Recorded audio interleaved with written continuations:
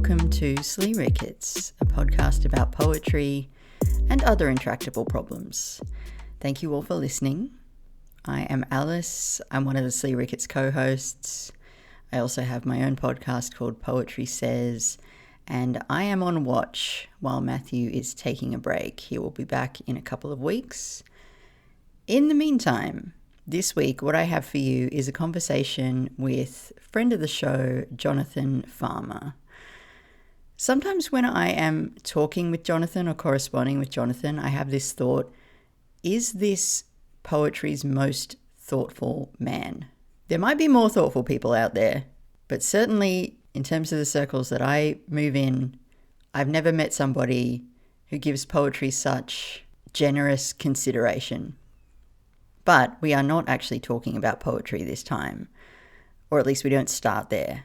We are talking about a novel that came out a few years ago from the very celebrated, really well-known, you've probably read one of her books, the writer Lauren Groff, the author of Fates and Furies.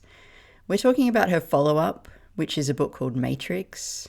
It's a really weird title. Apparently she fought to call it Matrix, and honestly, I don't think she should have, particularly when she could have called it My Life as a 12th Century Lesbian Nun, which is basically what the book is about.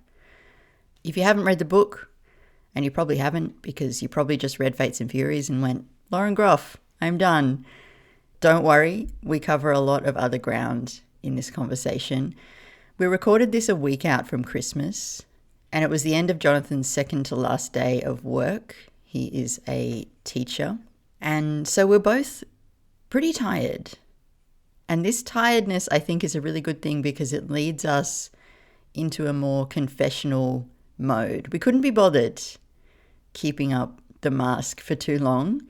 In the second half of this first hour, we get a bit more revealing, and we also come up with, or Jonathan comes up with, a really excellent theory of motion in poetry.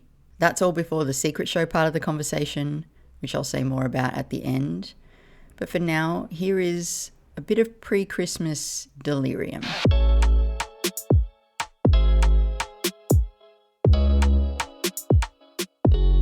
Shall we do it? Let's give it a shot. I've never tried to, in any quasi-formal way, talk about a novel before.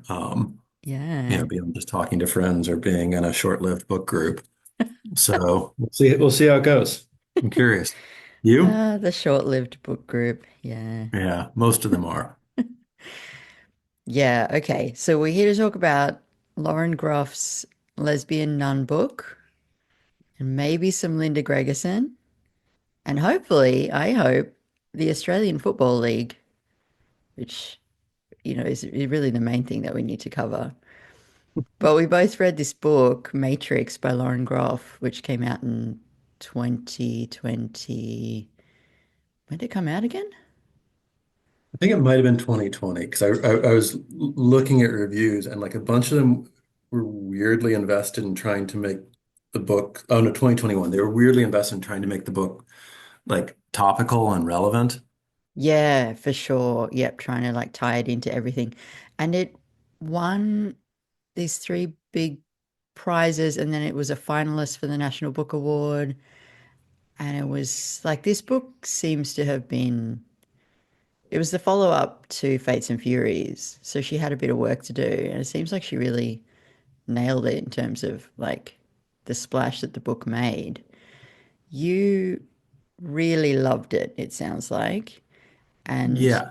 I'm feeling preemptively sheepish because it's the worst thing in the world when you really love something and then somebody else comes along and is like, it was okay. But that is unfortunately what I'm going to do to you today. And I'm I think sorry that's a about much that. better occasion for a conversation than two people just telling each other how right they are.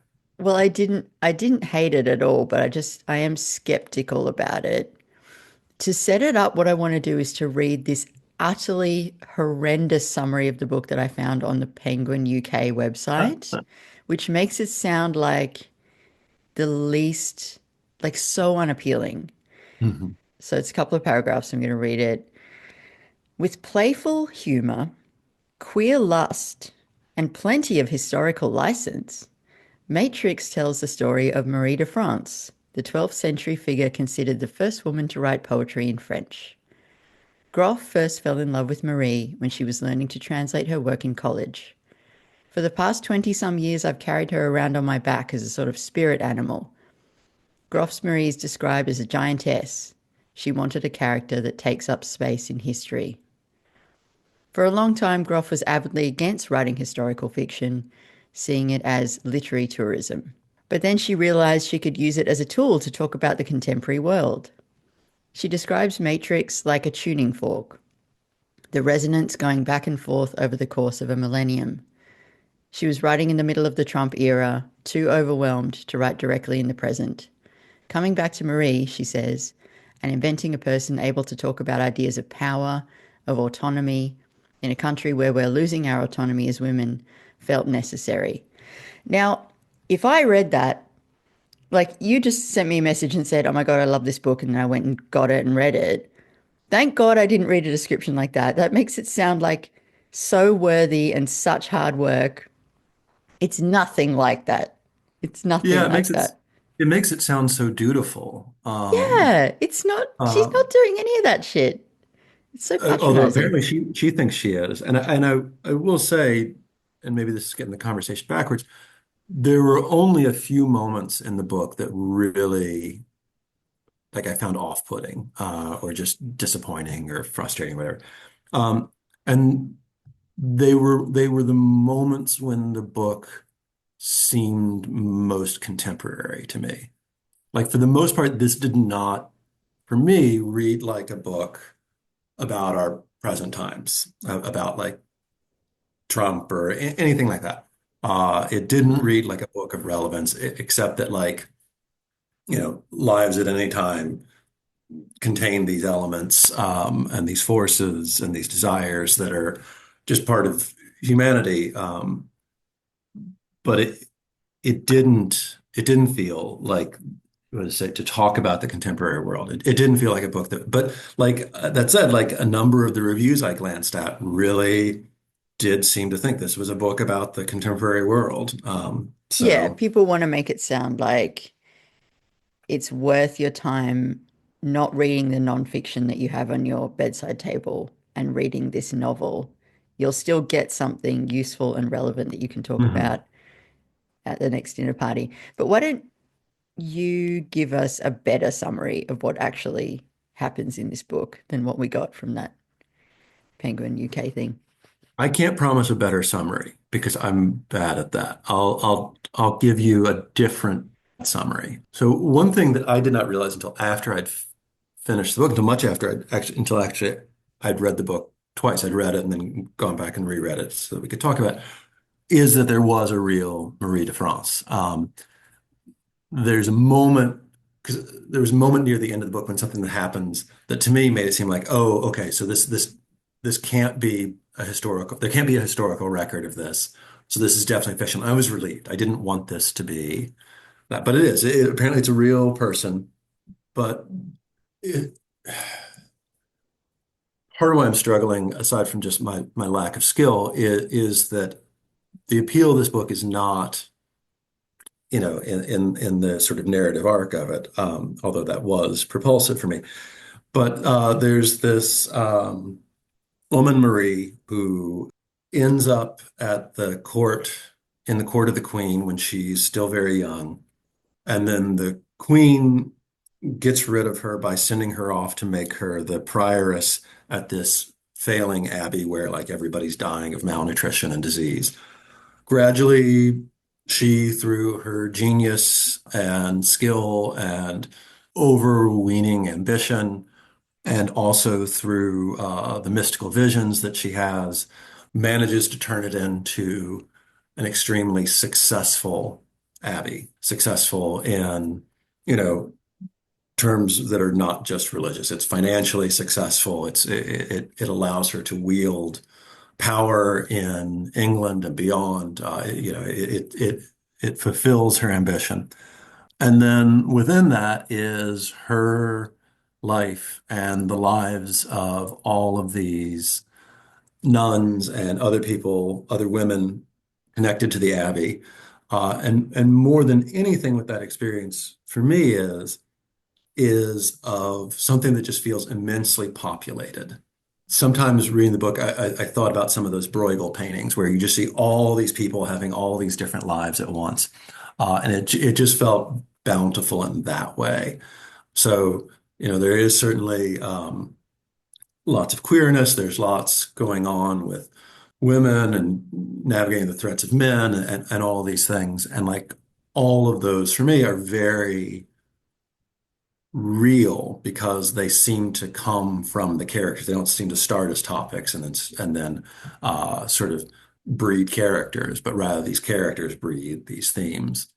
And it's effectively her life from when still a teenager, she goes and takes over this a abbey to her death, and then also because the book is very mobile in its relationship to time, her life before she went to the abbey as well. Yeah, that's a great summary. Oh, Yeah, okay. that's It's covers all not, the but major points. Yeah, yeah. Yeah, so where do I want to start here? well, why don't we start with your objections?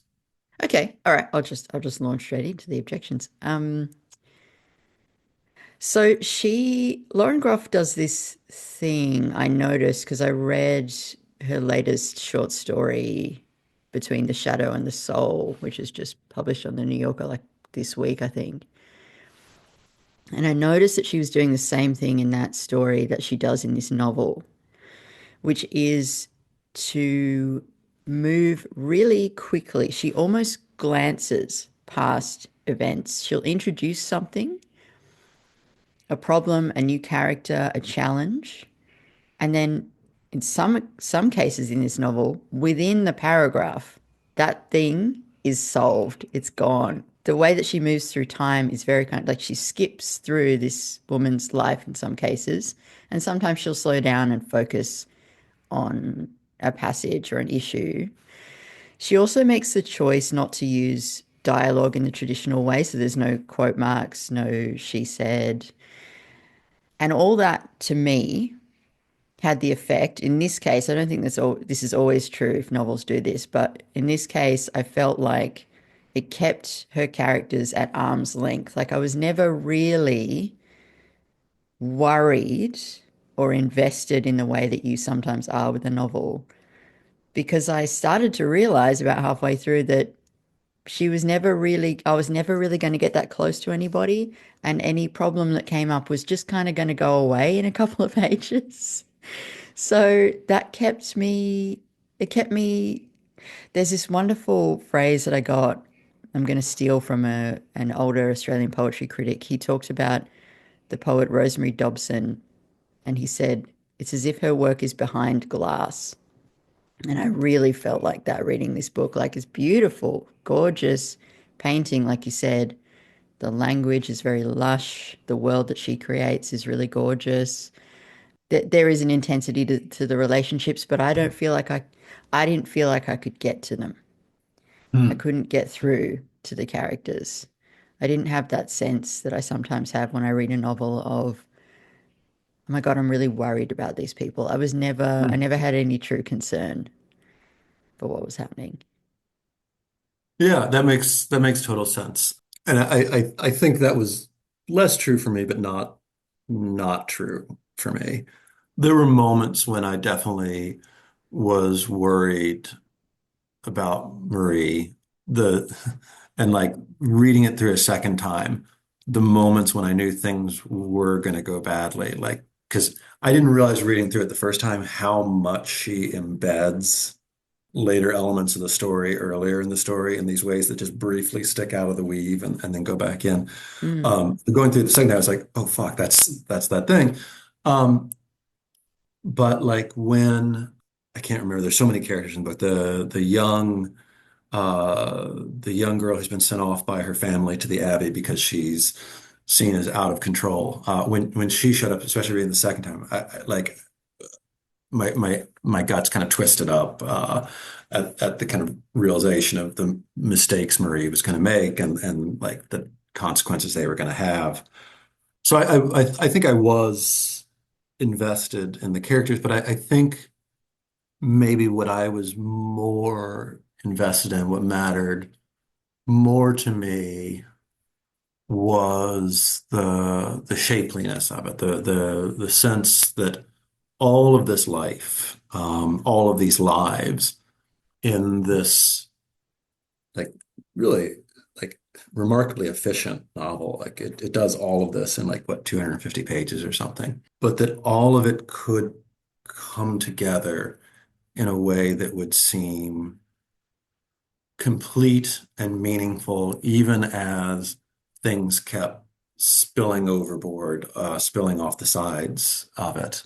So there was something that just felt so abundant, but that also, I think one of the things I read for, one of the reasons I read is that life often feels shapeless for me. It feels aimless and adrift and sometimes pointless. And that reading the things that really move me or excite me gives me the experience of a kind of wholeness, of a kind of shapeliness, that then has a kind of transitive property that then spills over into the rest of the world for a while. And for me, this, I think more, as much as anything else, this did that. So I did care about Marie. I did care about a few of the other characters, but I cared more that the story of them could be meaningful, that it could be masterful. The mastery of the writing mattered to me on a kind of emotional level. Okay. All right.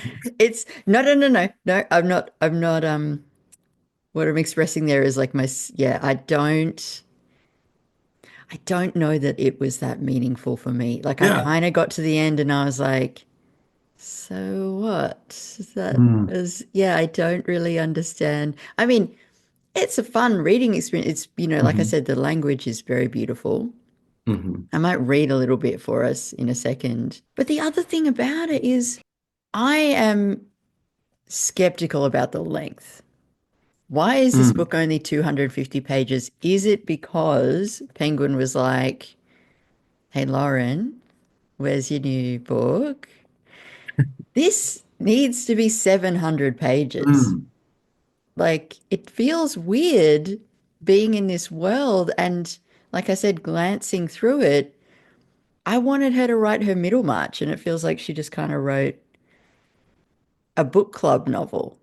I saw somewhere somebody compared it to the Wolf Hall trilogy, which I also love, but which is massive. And I think one thing one pleasure I get from this book that I don't get from Wolf Hall, where I get other pleasures, is this agility, the like sudden leaps in time. Somebody told me one time that the term is proleptic, this sort of like sudden movement into the future, like reaching out into, 20 years from now, this will happen. That there was a sense of everything belonging together that I got from this book that wasn't based on sequence. It doesn't belong together because this happened and then this caused this to happen and this caused this to happen, but rather because there is some meaningful unity to all of this, that all this adds up. And like it's not like original to have somebody on their deathbed and they're thinking back to moments in their lives. But I found that really moving in this case because it did feel like a meaningful conclusion of something that had been important to me throughout the book, which was that the like experience of being on the Crusades as a child lived alongside the experience of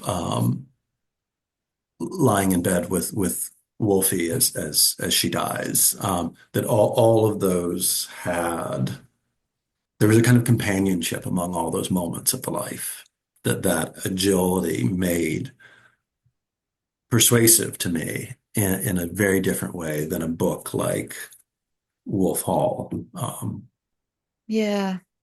I wish I Yeah, felt and that like way. I just, that's just like a subjective experience. Like I'm not trying to make a yeah, critical case. This is how one should feel with this book. yeah. Um, Well, look, the bit that I chose to read is one of the sex scenes just because I thought that would be interesting for listeners to hear. But so we're not going to get that sense of the jumping forward in time, but we will get a sense of the language.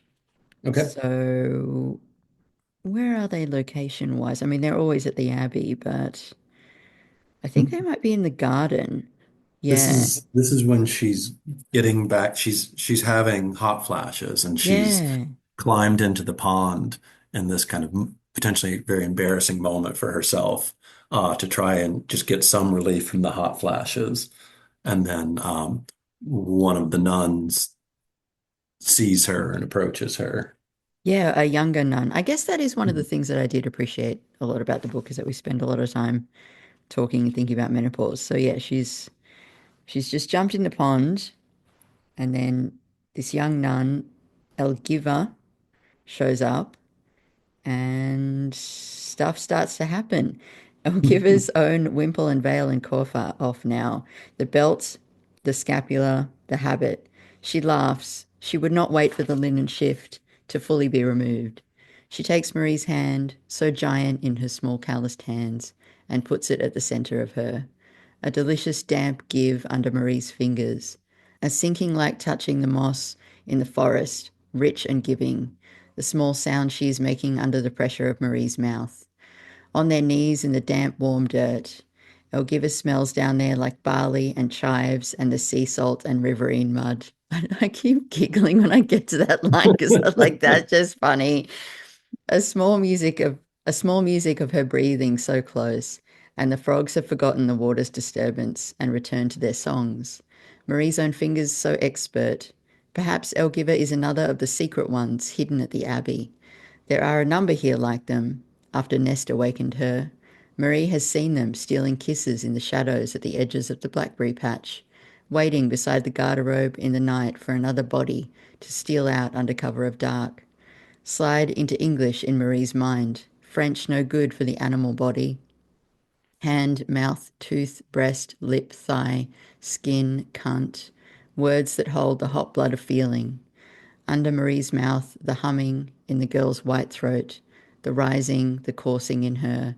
It is a tide, the wave itself, and soon a second whiteness gathers in the back of Marie's head, the bursting outward. Her body slowly retakes her senses one by one. Frog song, sweet mud underneath, the taste of Elgiva's mouth, numb skin ticking back into feeling. I guess it gives you a sense of the vocabulary. I also just find it interesting to see how writers describe orgasm. Um, yeah, I mean, she has quite a few runs at that kind of thing. Like she gets pretty gay, and it's fairly convincing. It's a little pretty for me, and I think overall the book is a little pretty, which always makes me suspicious. Like, why are we prettifying this thing? But at the same time, like it is enjoyable. It's to me overall, it was just like it's just an enjoyable time. Good time was had by all. A life was lived. You know, some walls were built. Some sex was had. There was and then I guess the other big part of the book is the her lifelong unrequited or maybe semi-requited infatuation with the Queen, Queen Eleanor, which is I only found that 70% believable Yeah. because Eleanor is just horrible to Hmm. her. And it's not that it's not possible to be in love with someone who's horrible to Yes. you. Like that's like totally, totally understandable. But yeah, just again, that feeling of it's like it's just beyond my grasp to kind of feel what's happening at all Hmm. times in this book. Yeah, and maybe part of what happened is just that I'm so seduced by these other elements, including just the writing itself, and I think it's worth talking a little bit more about that. That I'm just, the I have more motivation to undertake the willful suspension of disbelief. I'm just getting so much bang for my buck.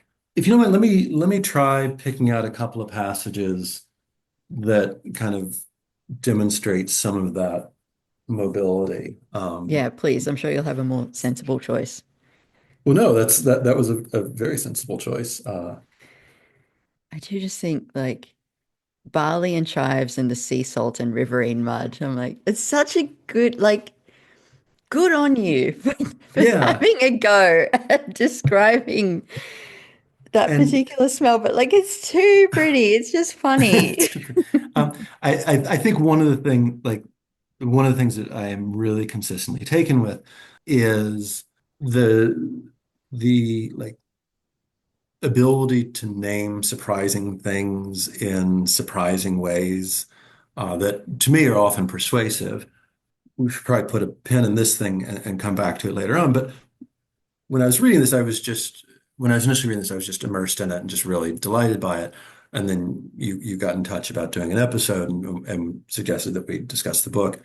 But then I started reading with like a mind towards what on earth would I have to say about this? And one thing I really started getting hung up on was the question of, for me, why isn't there more contemporary poetry that brings me the kinds of pleasure that I have in this book?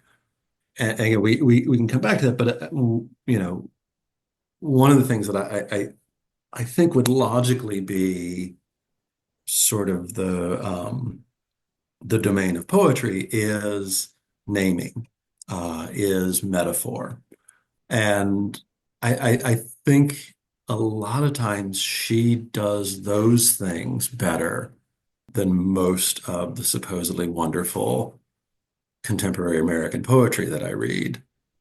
Um, and I will say I was, I met up with Matthew as I was thinking about all this, and I did say to him, like, I have sometimes a guilty fear that poetry's kind of the minor leagues. That, like, if you're a really talented and ambitious writer, the odds are good you're going to be playing fiction. Yeah, Um, I thought we knew this. I thought that was a, yeah, yeah, but yeah. like, that's just so disappointing. Like, and even there's this thing now where like, poets start to get successful and then they go and write a novel. Like, Yeah, they do. That's what they do. They're Kava smart. That's what Akbar they has do. this novel out, and I've only read part of it. What I've read of it, was really delightful. I haven't had a chance to read the rest of it, but like it's this novel. He's getting all kinds of success. Where it's like, oh, so he got successful enough, so he moved up to the major leagues. And that just, I don't know, like part of that makes me, part of that's dealing with just commercial factors and all this other stuff. But one of my hangups forever has been the ways we define what poetry is. And I think we just do so much work in trying to justify poetry. We end up doing so much work to narrow the terrain in which poetry can operate. I'm getting us way off track, but I just find that immensely frustrating.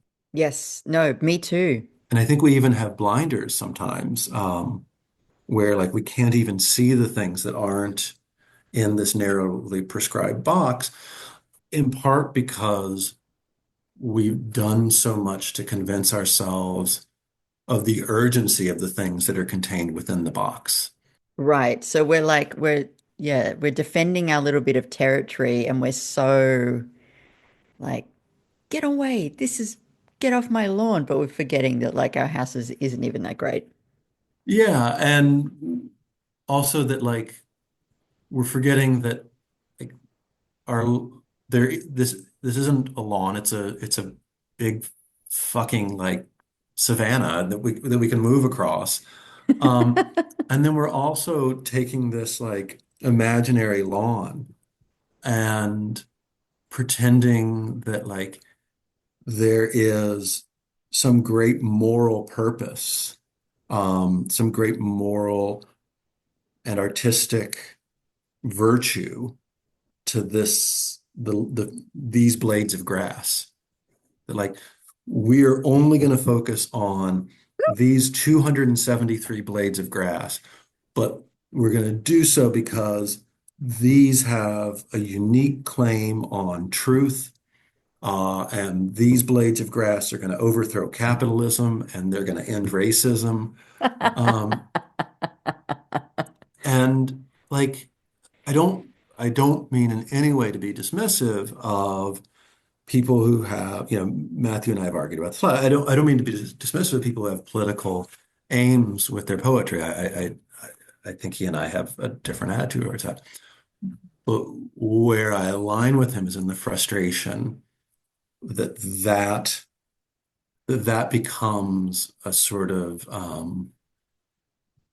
reason for imagining certain kinds of poetry are superior to others, not because of the experience or the quality or the results, but because they align with these things we've told ourselves are the goal of poetry, Which is a defensive position. which is a defensive position. It's not expansive. It's not Mhm, ambitious. mhm. It's yeah, Or really it is ambitious, but it's ambitious like only on one axis. say more. Like I think there is this kind of vaulting ambition to poetry, or at least to what we tell ourselves about poetry, that it is going to free us of illusion, and it's going to, you know, I think it's pound the, no, it's not pound. Somebody, it's going to purify the language of the tribe, or it's going to be fundamental to our resistance to these political forces that are outside of our control, or it's going to be liberatory, or any of these things. So on those axes, it's hugely ambitious. Whether those ambitions are achievable through poetry is like maybe not. Um, Maybe but not. maybe not. Some of them maybe more than others. But then any other kind of ambition falls outside of the lawn. It's out in the savannah. And would those ambitions be things like the beauty in the language or the originality in the language, or even just like practical things like length or theme, subject matter? I mean, entertainment, which I think we use pejoratively. I think a lot about the etymology of entertainment. It's really a holding together. I think the work that entertainment does in our lives. I mean, some entertainment is cheap and shitty, and some entertainment is there just to sell us potato chips. But also, I do think Macbeth talks about sleep knits up the raveled sleeve of care. Um, I think entertainment has that ability to knit up what comes unraveled in us, to help us return to the world with a sense of possibility, and to share, like to entertain someone is potentially a very generous impulse as well. Yeah, oh, I couldn't agree more. Absolutely. And I think that's such a great point. Like, yeah, as poets, we just so many poets just don't give a fuck about whether they're entertaining or not because they're like, well, Mhm. no, I mean, I'm a poet, so you'll listen to this bullshit for 10 to 20 minutes, and I just Yeah. will never bother to care about the fact that everyone is shuffling in their seat and wants to get the hell out of here. Yeah, I love this. I feel like I've got you at an exceptionally great point in the year where like you're a little bit you're tired enough that you're telling me the truth, and I like not that you don't otherwise, Uh, but this is exciting. yeah, but so okay, so I'll stay in my snit for a bit then. Yes, knit Uh, away. Range, imagination. One of the things I was thinking about is how we we we we have this sense that poetry should be aligned with truth, and what about enchantment? And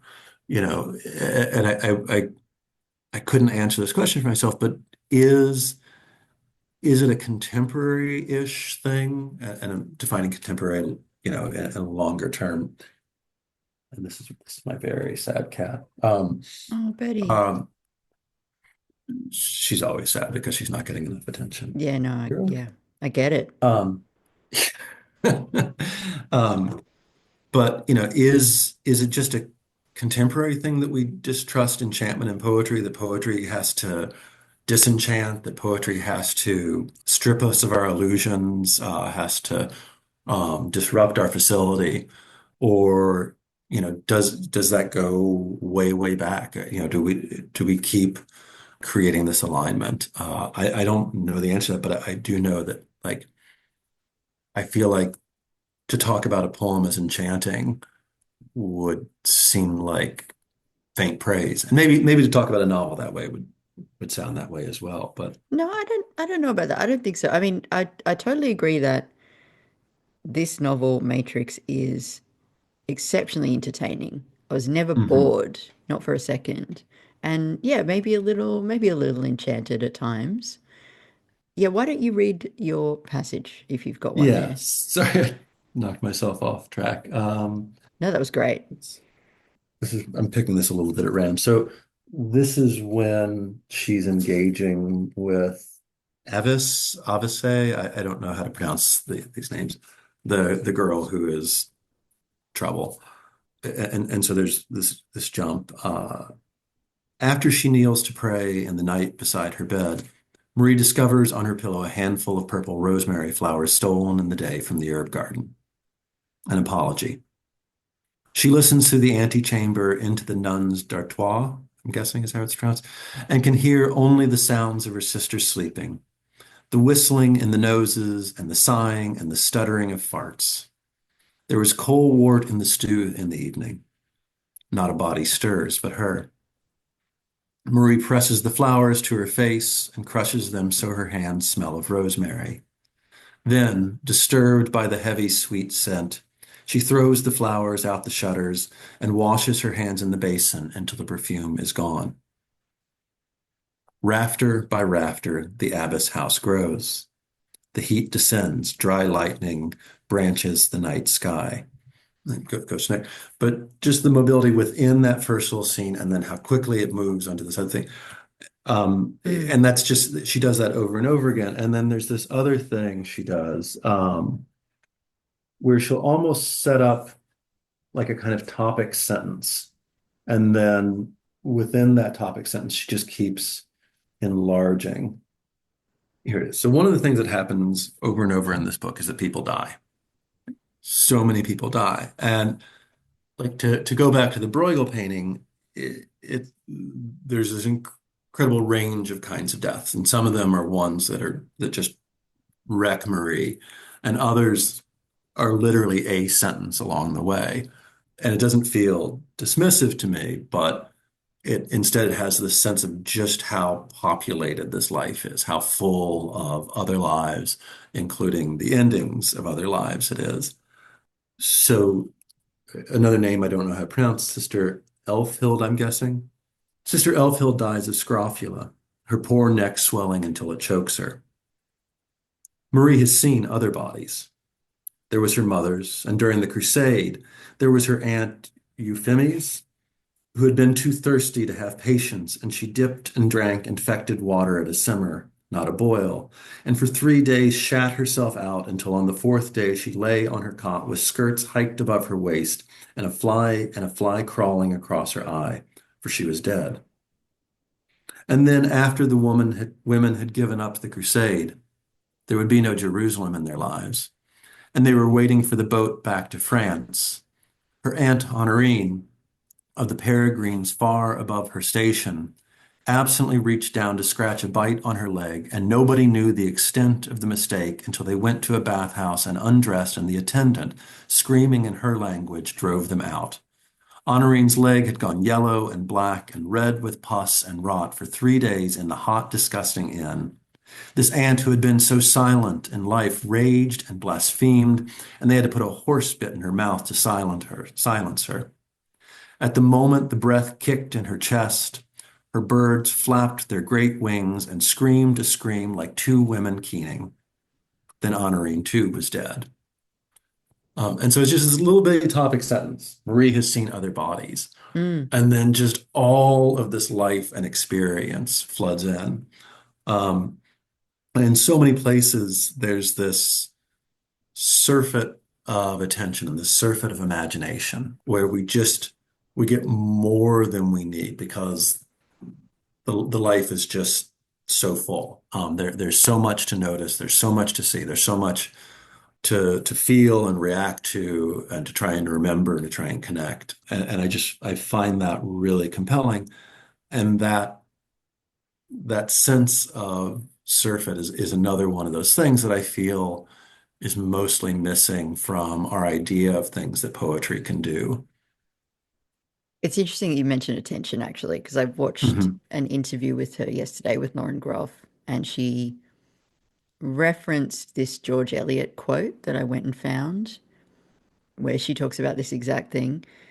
She says, if we had a keen vision and feeling of all ordinary human life, it would be like hearing the grass grow and the squirrel's heartbeat, and we should die of that roar which lies on the other side of silence. As it is, the quickest of us walk about well wadded with stupidity. It seems like you know that one.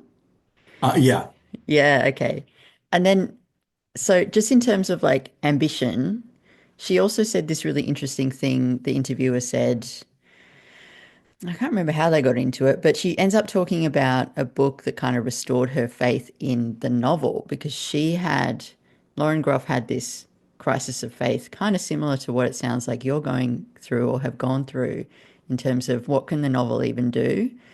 And she said to the interviewer, I was fearing that literature was not up to the task of dealing with what we were going through.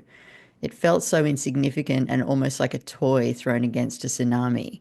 It felt not enough. And then I read this book that showed me just how profound the moral stakes can be if you're doing it right. And it is the most urgent thing. It gave me faith in art again in a way that I was afraid I had lost. And she's talking there about Roberto Bolaño's 2666, Okay. which I haven't read, Me neither. but apparently restored Lauren Groff's faith in the novel. But Mhm. yeah, it sounds like she kind of had a similar moment of thinking, what the hell are we even doing here with this form? Yeah, I mean, I think my frustration is probably a better word, is not so much that I don't think poems are up to it or poetry is up to it. I think that our way of telling ourselves and each other what poems are and what poems can do for us is so much smaller than our humanity and so much smaller than like the history of poetry. There's so much in poetry that just isn't in these definitions, that isn't in these things that we tell ourselves about what poems are and what they're for. Yeah, it's funny. Like, I'm trying to come up with an analogy that'll help me understand this. And I'm thinking about like, I spend way too much time scrolling around YouTube. And occasionally you'll come across these corners of YouTube where there is a certain set of people who are very fixated on one thing. I mean, that's kind of how the whole platform works. But like, for example, like just the basic makeup tutorial, right? Like these women who are like, here's how to do your eyeshadow. And they're so focused on this one thing. It's kind of like the makeup tutorial is their whole life. And obviously they live lives outside of making these things, but it's like it gets so heightened. So the focus is so extreme on this one area. It's like we completely forget that there's a whole other life that needs to be lived. And it's actually like your eyeshadow is not going to save you. Yeah, and it's as if those people were like, and this is what YouTube is. Anything else on YouTube that's not a makeup tutorial, or they even pretend that the rest of it doesn't exist. Like they're Yeah, like yeah. they define YouTube as just a place that has makeup tutorials. Yeah, and actually the makeup tutorial is the thing that is going to defeat racism and impeach Trump and Yeah. yeah, it's gonna save us all. I don't know if it's the best analogy, but I think Hmm. you're saying something really important here, and I wanna make sure I get my hands around it. Yeah, it's almost as if like we make it so we make it do this stuff that it just doesn't need to do. It doesn't have to be that important. But at the Or it can same be important time, in other ways, yeah. and it can be about other things and done in different ways. But so I'll make a confession. This has been an obsession of mine forever. I get upset about this periodically.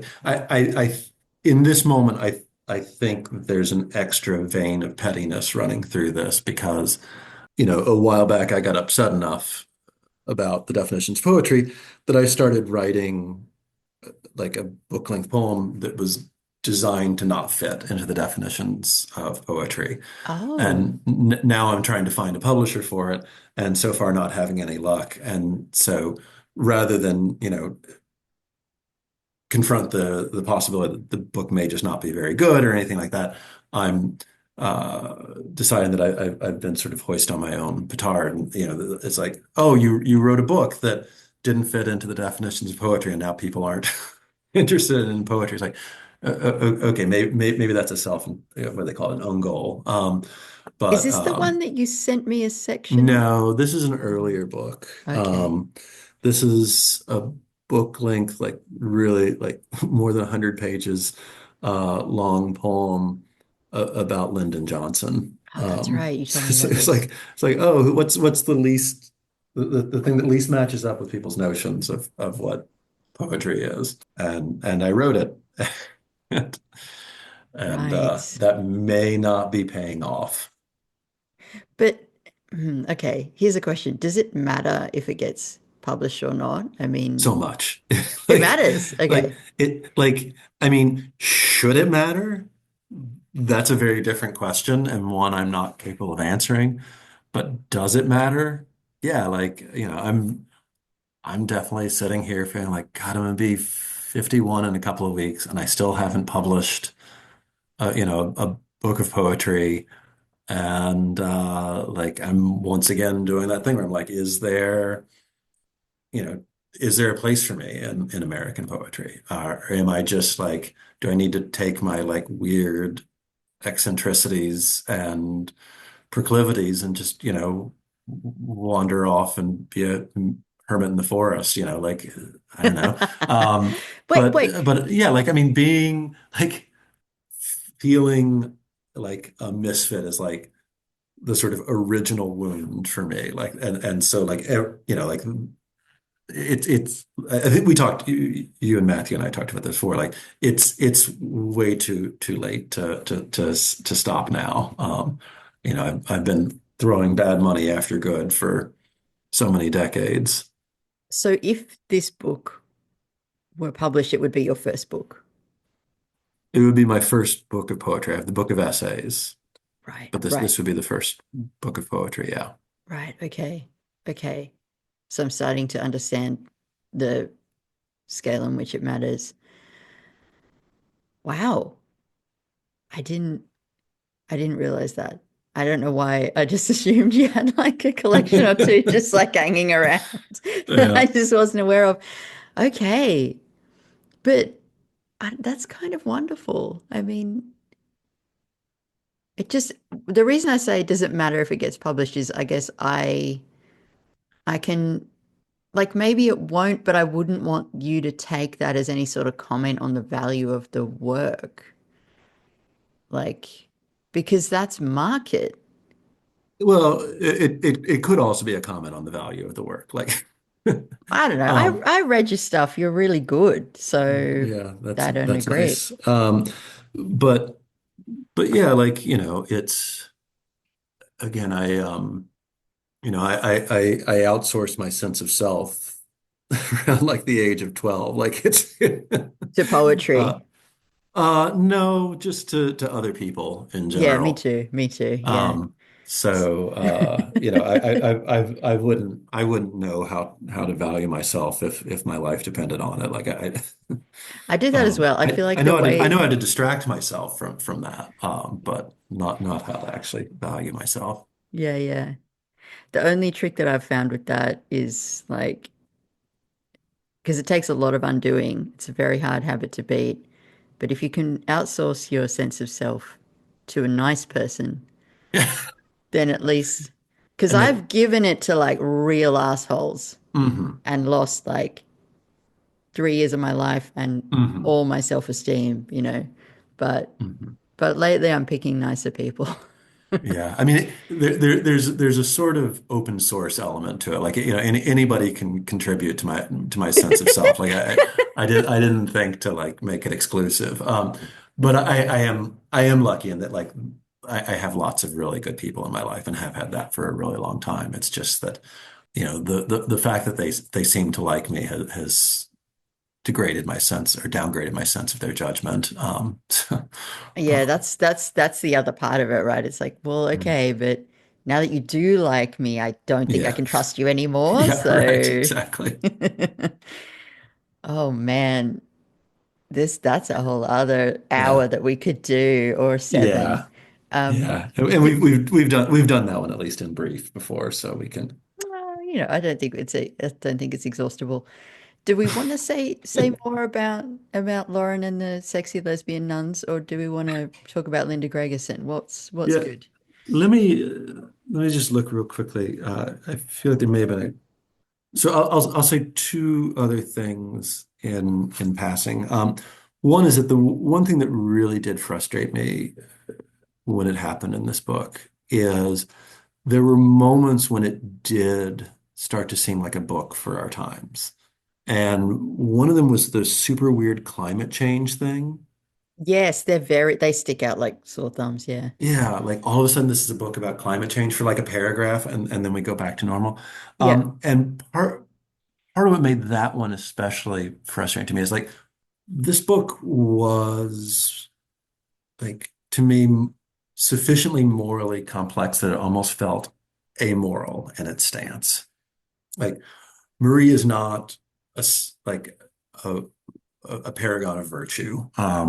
She's a person who has all the flaws of an ambitious person, but the book never, like Groff never stops to point that out. Like it's just there, and like you Mm. can see how in her pleasure with what she's done. There's a contradiction to what we just saw her doing a moment earlier. Like it's just there. Like the Crusades come up, and she doesn't stop to talk about like how evil and grotesque the Crusades were. It's just there for us to recognize that, oh, she's really sad that the Crusades have failed. And, Groff doesn't have to be like, and that makes her wrong.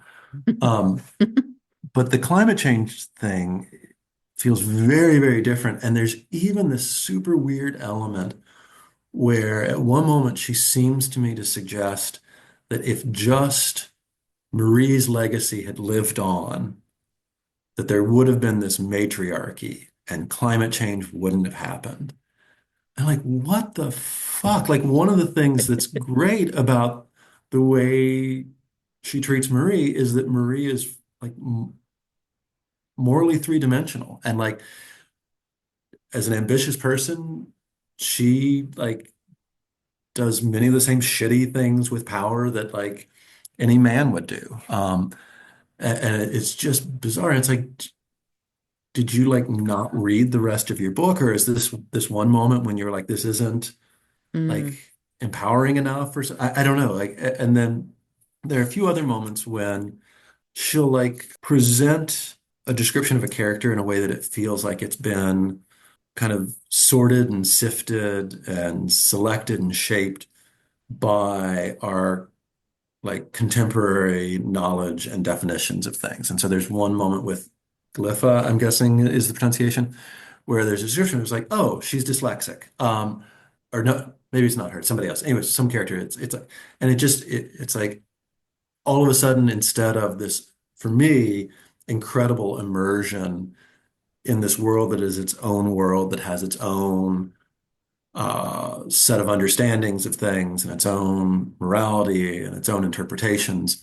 All of a sudden, it's like, oh, we're just looking at each other, being like, yes, dyslexia.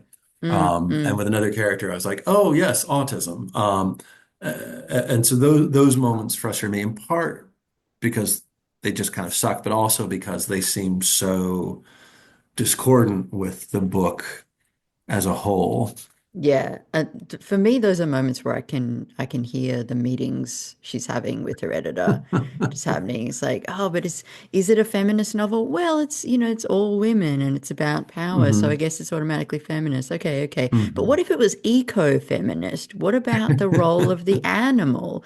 Like, just Yeah. yeah, very boring, very yeah, it yanks you out of it for sure. I hadn't noticed that Mhm. stuff about dyslexia and autism, but yeah, Yeah, it was that's just really a couple of true. moments, but it was like just it was like and like it wasn't like I didn't read it and think, "Oh, that's probably not true of that person." But it's like, "Oh, we're just focusing on the parts. Like we're selecting for in this more complex character, we're selecting for our diagnosis. And that's not to say that diagnosis would be untrue either. Like dyslexia is real.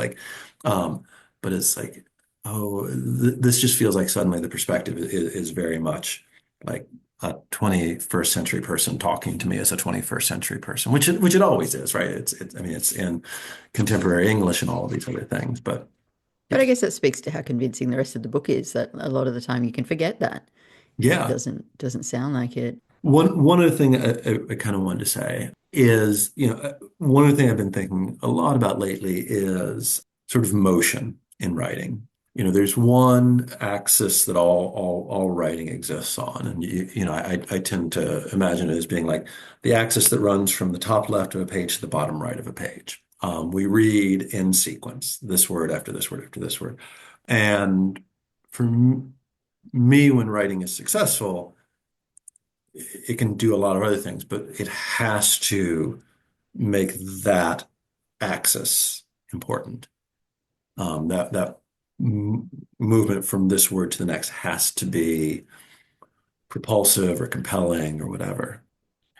And I think one of the things that I admire about this book is it's able to move in a lot of other directions as well, including just, I think when I listen to Cameron talk about poetry, I feel like probably the axis that's most important for him is the one that kind of goes down through a single word or a single phrase. It's like Mm. moving into the page as opposed to across it. I don't know, I may be wrong, but it's less about motion through and it's more about emotion into. And this was a book for me, where she was really incredibly good about constructing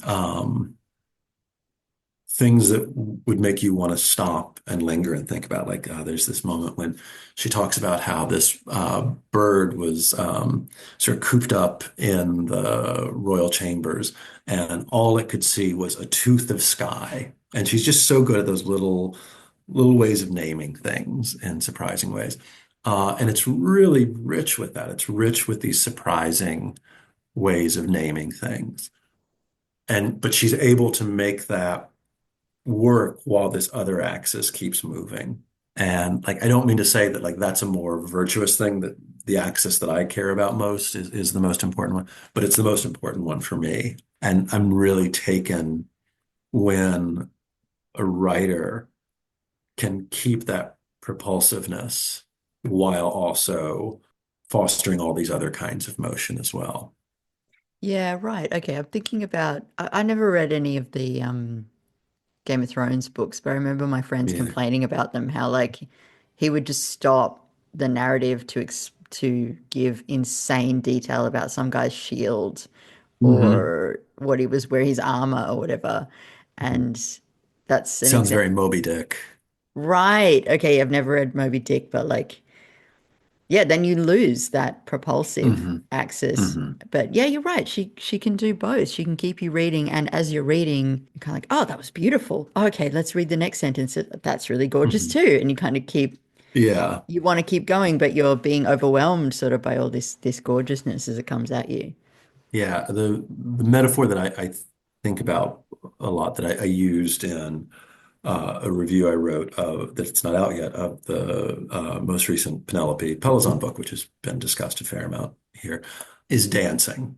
That I think we talk a lot about poetry in terms of music, and in some cases I think dancing is actually, for me at least, a more useful metaphor than music because when we dance, the different parts of our body don't all like move in lockstep. It's not dancing like, Frankenstein's monster or something.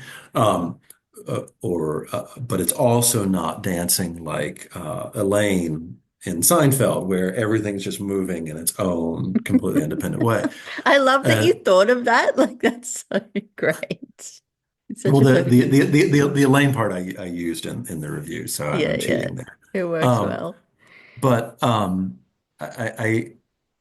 a lot of poems that I find really pleasing feel like dancing and that there are a lot of different kind of motions and they're not moving simultaneously or all in the same direction. And yet they have a oneness to them. They're still working across that axis of the beat or of that movement from top left to bottom right or whatever it may be. Yeah, that's so good. See, now I totally get it because I read this review and it's great, but I really wanted you to explain that bit a bit more for me. Now I have a really great set of images in my mind. I've got like Frankenstein's monster poems, Elaine Uh-huh. poems.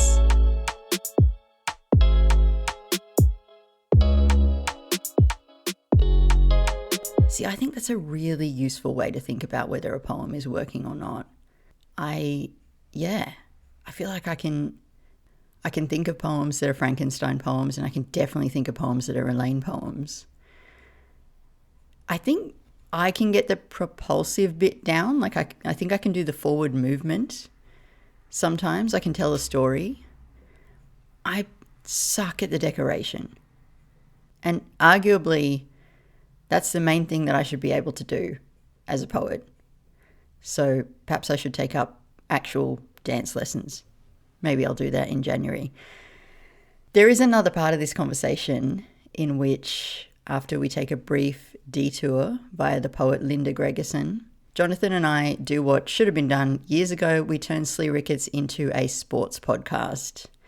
Although it is the most thoughtful, self-reflective sports podcast you've ever heard in your life, it's very enjoyable. It was very enjoyable for me. And Jonathan also shares with me some very surprising and exciting news. So if you want to hear that, head to sleerickets.substack.com. Chuck in your email address. You can get a week for free. After that, it is super cheap and you get a lot for your money. Mostly, you sign up for a Substack, you get like an occasional newsletter that's really poorly written and not edited at all. And in this case, you get 125 plus episodes of juicy gossip and extreme silliness, and I just don't know what more you could possibly want. I keep hearing that podcasts are over, that they've been ruined by influencers, that advertisers are running away in droves, that these days you've got to make it on video, otherwise it doesn't count. I guess that could all be true. Not here. We are keeping it old school. Last thing, don't forget to send in your AMA questions. Matthew, Brian, Cameron, and me are all going to get online at the same time somehow. I still don't know how. And we are going to answer your questions no matter what they are. We're very excited to be put on the spot, or I am. Thank you all for listening. You can send those questions to us, care of Matthew, at sleerickets@gmail.com. And with any luck, we will all be speaking to you again very soon. Until then.